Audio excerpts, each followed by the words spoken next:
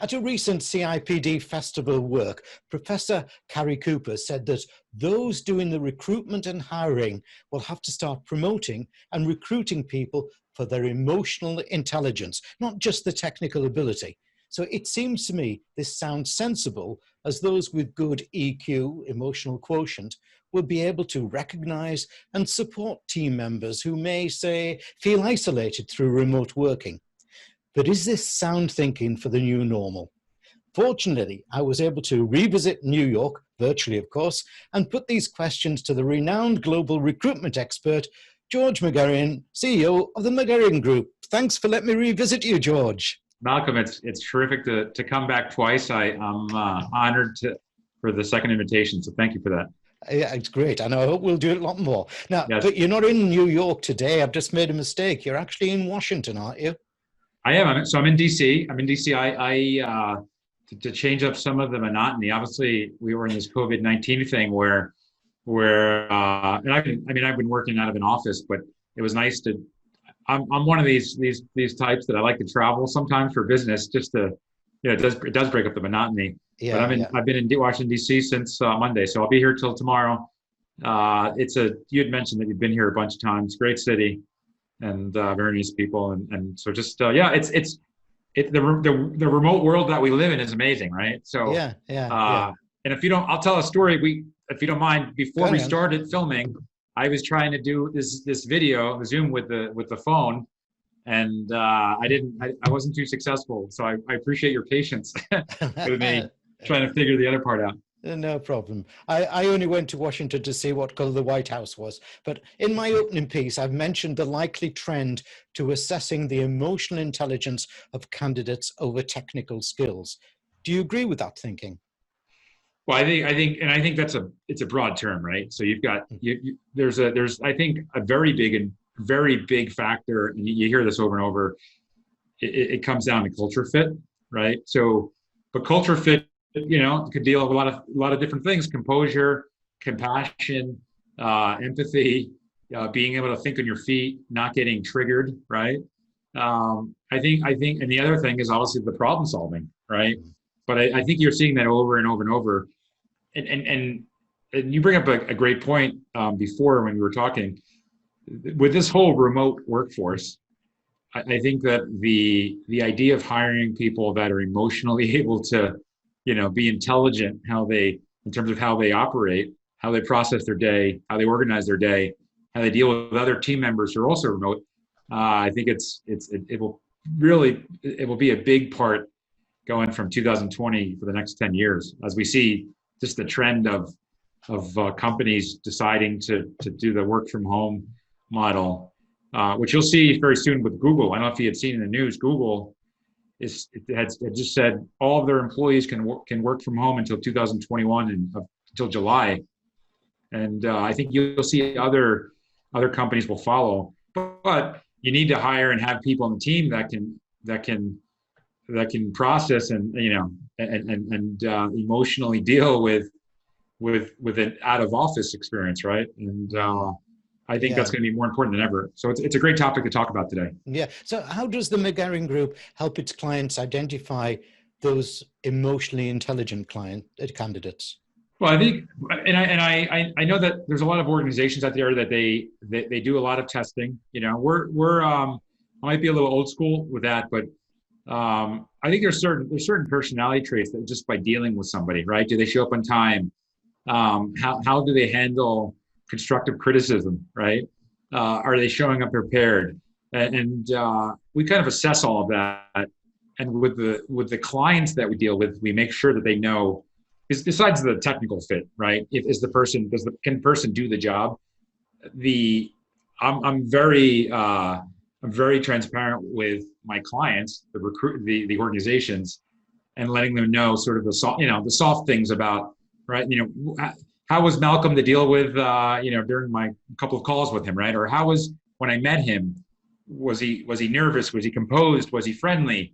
So I think it's good for them to know the personality of the individual as well. So we definitely communicate with all of our clients about the non-technical skill set, right? Because that's as you know, people hire people, and a lot of talent in the world. And being the most talented doesn't mean that you'll be the most desirable from an employment standpoint. No, I agree with you. Now, out of the many aspects of a sound emotional quotient, what are the top 3 core aspects, do you think? I think number 1 is preparedness.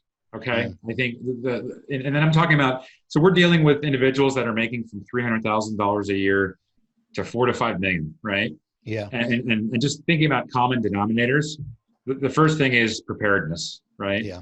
The second thing would be that they're completely engaged in whatever sort of, maybe they're, whatever project or end game or goal they have. So it's engagement. I think that's the second thing. And I think that the third piece is composure. If you look at composure, folks that they're not really getting triggered a lot. They think about what they say. They think about the email that they probably shouldn't send tomorrow, right? And I think those 3 aspects, you see that over and over in great leaders. And they're just thoughtful. And I think this is a 4th piece, which I don't know if this is part of the EQ, variable, but I think another thing is kindness, right? Some of the nicest, and you've dealt with a lot of great leaders. One of the things they all have in common is they're just, in general, they're just kind people, right? Yeah. And I think those are, I know you asked for 3, but there's 4 that I would probably add to the list. Yeah, I'm totally with you on the kindness, George. We had a sign on our gate as soon as we were in lockdown, smile and be kind to everybody. It's easy. It's free. It's a free thing to do, right? It doesn't cost anything. No. You can literally brighten someone's day and by just being kind. Yeah. So what are the dangers of focusing too much on a candidate's EQ? Well, I think focusing on anything, any extreme, is a problem. But I don't know if companies focus just on one thing, right? I think sometimes what they do focus on too much is the competition, right? So this person works for our biggest competitor. We need to hire the person because they work for our biggest competitor, and they forego other candidates that might be a better fit culturally, right? But I don't know if I don't know if they're fixated on one thing. I've seen this over and over. I mean, I've seen some of the larger clients we have that do maybe $100 billion a year in revenue. I've seen some of them, and I won't name who they are, but I've seen some of them turn down candidates because of because of testing results, which at the end of the day, it's I don't know if that's how much that drives revenue, but I would reckon that I think, digging into one thing and using that as the sole reason to hire or not hire somebody is usually a mistake in itself. Yeah, I agree. Yeah. Sometimes gut feel as well is, as the Greeks call it, thrasos, don't they? Yeah. Which is yeah. So there's the chemistry, right? And you've hired people before, and you think, can I sit next to this person every day, during a happy hour or after drinks? Do I really want to talk with this person? Or if we go on the road, do I want to travel with this person? And there's a lot of factors in the recruitment piece. I still, it's funny, in 20 years of doing this and dealing with thousands of, I say thousands, it must be 10,000 people now, but on the candidate side, I still haven't figured this out. I think I've maybe, next to another person, I have some advantages, but I think I'm still learning, nuances on the secret sauce of recruiting and talent acquisition. And I've done, my team, we've done so many different projects in the last 20 years. So can business leaders address emotional needs now to mitigate impact? Can they anticipate accurately, or will they have to wait for those to emerge with a candidate? How should they go about it? Yeah, that answer, that's a tough one for me. I think, I'm not a psychologist per se, right? So, but I think they have to take all of the factors and weigh all of them considerably, right? You need people that can use the same tools, right? to be able to do things properly. I've got, I mean, I'll just tell you a story, a personal story. My mother, she's 79 years old, and we live across the street from them. I mean, just to make sure that we can kind of watch them. And she's a school teacher. She was a school teacher. She used to swim a lot. So now she's been, the last couple of years, she has dementia. I don't know if I had mentioned that to you. And, you know, there's some things like, you know, I could give her the most, I could give her the most up-to-date iPhone, right? But she's just at a point now, unfortunately, where she's not able to do anything with that phone, right? And you might give, you know, and then I give it to my 5-year-old, and my 5-year-old can do wonderful things with it, with a phone, right? Or 9-year-old as well.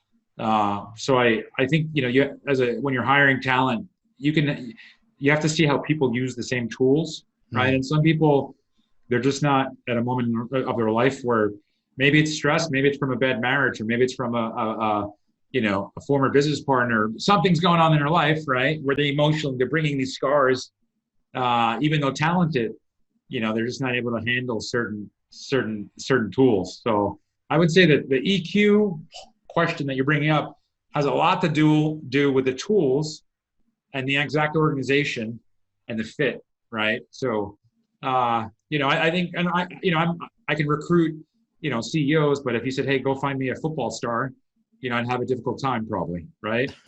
So I think you could take the same person and I just wouldn't fit. So my EQ is much lower, you know, maybe let's say to recruit football stars than it would be to recruit CEOs. So yeah. And then again, there's a difference between what you call football and what we call football. Well, I mean, I'm translating here for obviously so it's sort of in European football, you know, sort of Premier League style, you know. Yeah. Are you? I guess what is your team? Are you Man U? Is that your team? Oh no, it's supposed to be Newcastle United, but they're just in the news today because they were about to be bought out by the Saudi family, but they pulled out of it. So there was no emotional synergy. I think was the problem. I think that would be the second British team, right? To be bought by the. Would it be the second team? They've got fingers in all pies around. Yeah. George McGehrin, thank you very much for that discussion on emotional intelligence. I thoroughly enjoyed it. Thank you. Malcolm, I appreciate it. It's always great to be here. Thank you.